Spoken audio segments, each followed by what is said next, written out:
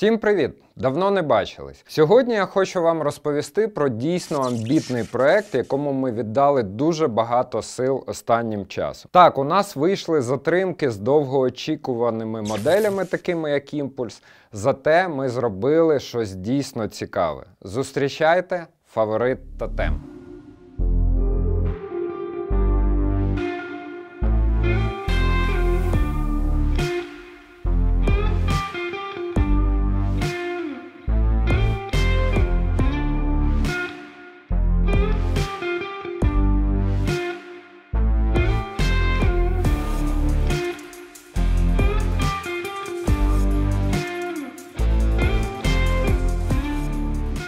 Проблема в тому, що у нас існувала доволі велика прогалина між бюджетними і топовими моделями. В середньому ціновому сегменті в нас були деякі моделі, але здебільшого нішеві. Не хватало широкої лінійки, яка б закривала потреби для тих, хто вже виріс з X1, але не може фінансово дозволити собі Sky або Impulse. Тому така серія у нас планувалась давно. Насправді це виклик зробити такі вудлища, щоб вони не відчувались безликими універсалами з незрозумілим призначенням. Та були дійсно щаблем вверх порівняно з X1. Після зібраних відгуків тестерів з інших країн та декількох тестів самостійно, я можу сказати, що нам це вдалося. Впевнений, що ці вудлища не залишать вас байдужими. На жаль, через війну в мене немає зараз можливості тестити абсолютно всі вудлища. Але деякими тотемами я вже достатньо половив і навіть зарядив деякі на вдачу цікавими трофеями. Хочеться назвати тотем чорним лебедем на мінімалках, але це буде не зовсім вірно. Не дивлячись на те, що бланки тотема дещо схожі на чорного лебедя, по ладу, по чутливості, а також по геометрії, але все ж таки тотем – це самобутня серія зі своїм власним характером та стилем. Добре, давайте відходити від лірики та поговоримо про об'єктивні технологічні особливості нової серії. Якщо я вже зрівняв тотем з чорним лебедем, давайте розберемося, чим вони відрізняються. Адже тотем майже в 2 рази дешевший. По-перше, це більш простий мікс карбонів. В тотемі також ми використовуємо карбон Toray T1100, але в меншій кількості. В лебеді також використовується 46-тонний карбон. В тотемі 40 тонн.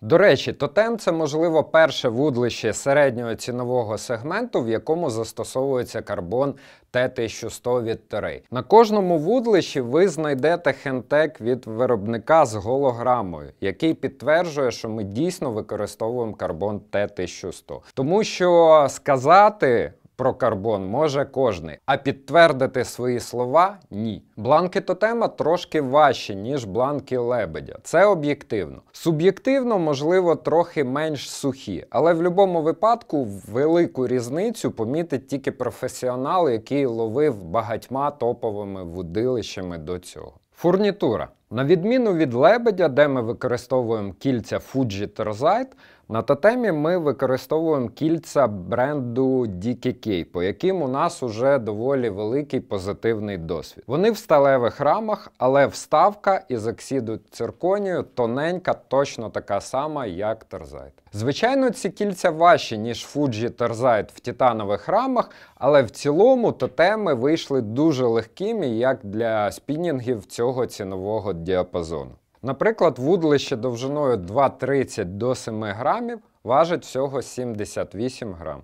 Лінійка тотемів, напевно, найбільша на даний момент. Всього 27 вудлищ. Всі моделі тотем можна умовно розділити на декілька сегментів. Сьогодні я не буду проговорювати кожну довжину і тест. Поговоримо окремо про особливості кожного сегменту і виведемо на екран докладну табличку з характеристиками кожного вудлища. Якщо вам цікаво вивчити більш докладно характеристики, будь ласка, ставте відео на паузу і вивчайте. Перший сегмент – це вудлища для мікроджигу та легкого джигу. Лінійка починається з найкоротшого вудлища 68-го з тестом до 5 грам Hard Solid, яке важить всього 68 грам, та в цілому повторює лінійки вже багатьох наших інших моделей. В неї входять також ультралайтові моделі 76 до 7, як в мене в руках, і закінчується лінійка вудлищами довгими для легкого берегового джигу.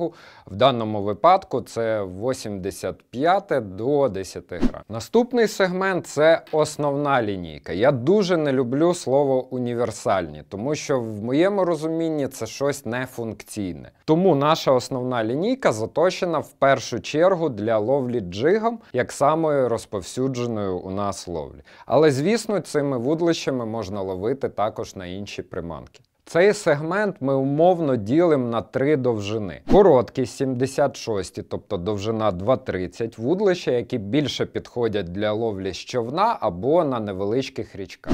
Середні 84 підходять для ловлі з берега, а також з великого човна. Та довгі береговики в двох довжинах: 90, тобто 2,70, і 98, тобто 2,95.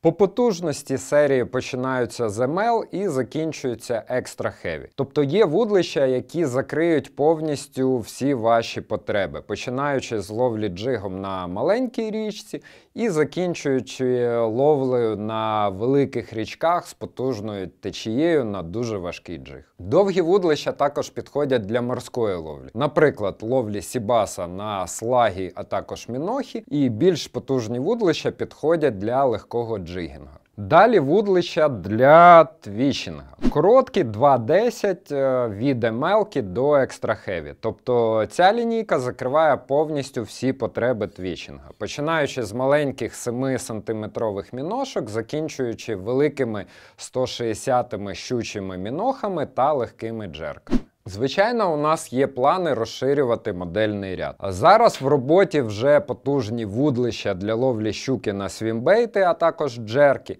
наномоделі. Згодом, я думаю, будуть кастингові моделі, а також тревели. Це в тому числі залежатиме від вашого фідбеку. Тому я з нетерпінням чекаю старту продаж тотемів і ваших відгуків, пропозицій і питань. Їх вже можете задавати в коментарях, я з радістю на них відповім. До зустрічі в наступних оглядах!